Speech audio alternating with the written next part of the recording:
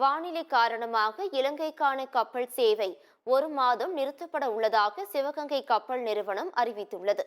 நாகை துறைமுகத்தில் இருந்து இலங்கையின் காங்கேசம் துறைக்கு சிவகங்கை எனப்படும் கப்பல் கடந்த ஆகஸ்ட் 16ஆம் தேதி போக்குவரத்தை தொடங்கியது.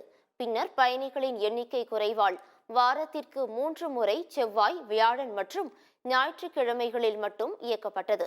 பின்னர் செப்டம்பர் 21ஆம் தேதி முதல் சனிக்கிழமைகளிலும் சேர்த்து 4 நாட்கள் இயக்கப்பட்டு வந்தது.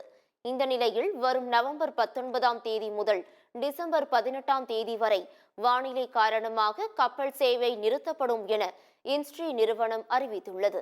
மேலும் கப்பல் சேவை நிறுத்தப்படும் முன்பு நவம்பர் 15, 16, 17 மற்றும் 18 தேதிகளில் இயக்கப்படும் என்றும் டிசம்பர் 18ஆம் தேதிக்கு பின் மீண்டும் தொடங்குவோம் என்றும் கப்பல் நிறுவனம் அறிவித்துள்ளது.